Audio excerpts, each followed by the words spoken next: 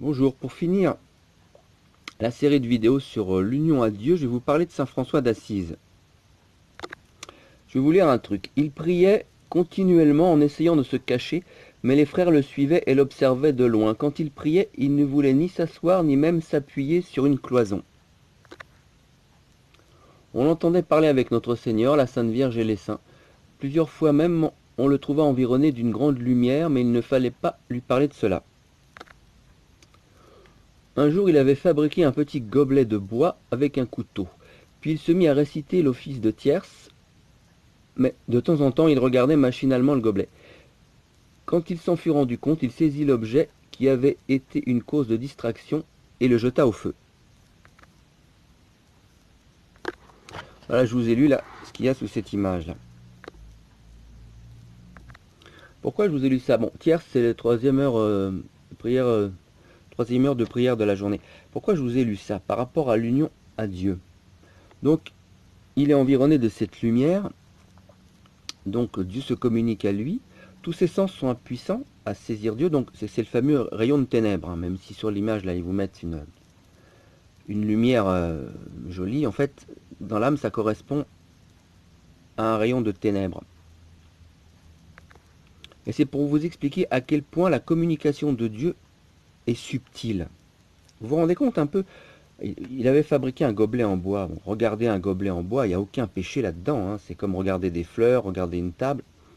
Mais à ce niveau de communication avec Dieu, une simple distraction, de jeter un coup d'œil sur un gobelet, ça coupe la communication avec Dieu. Le rayon de lumière est tellement subtil que le moindre attachement à quelque chose du monde, et là c'est pas un péché de luxure, c'est pas de l'argent, c'est rien du tout, c'est un gobelet en bois. Rien que ça empêche l'union à Dieu. Ça en dit long. Et c'est tellement fort pour lui, ça l'a dérangé tellement qu'ensuite il a jeté le gobelet au feu, quoi. Ça l'empêchait de recevoir le, le rayon de lumière de Dieu. Voilà, ça explique que Dieu nous détache de tout, de nos sens, des puissances de notre âme. Hein, et donc comme conclusion, c'est ça va tellement loin et la communication est tellement subtile, c'est-à-dire insaisissable, que la simple distraction d'un gobelet en bois, au moment où Dieu te parle, ça fait rupture avec, je sais plus, avec la communication avec Dieu. Je ne sais plus quelle sainte qui disait, elle avait une vision de Jésus, et elle disait, donc c'est un peu ce type-là, même si une vision c'est un peu plus bas, si tu vois avec les yeux, ou si c'est une vision intérieure c'est un peu plus haut, elle disait que elle ne pouvait absolument plus rien bouger, même pas le petit doigt, et elle avait l'impression que si elle bougeait quelque chose, Jésus allait s'en aller. C'est toujours, voilà, si autre chose, si on a une distraction, ça fait rupture avec Dieu. L'union à Dieu est remise à plus tard. C'est incroyable ça. Nos sens humains sont tellement incapables de saisir Dieu que la moindre petite imperfection, ça fait rupture.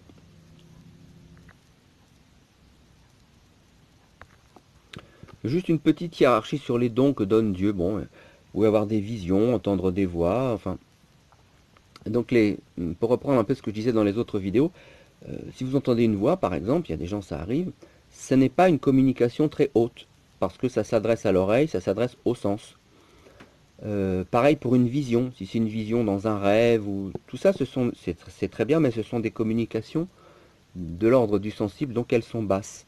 Les communications les plus élevées de Dieu, nos sens ne peuvent les appréhender, c'est le rayon de ténèbres, et c'est ça qui exige absolument le détachement de tout, même d'un simple gobelet en bois. Et bien sûr, comme je l'ai dit, hein, regarder un simple gobelet, ça n'est pas un péché. Mais ça, cette distraction toute simple, toute naturelle, empêchait la communication avec Dieu. Alors, merci à saint François d'Assise.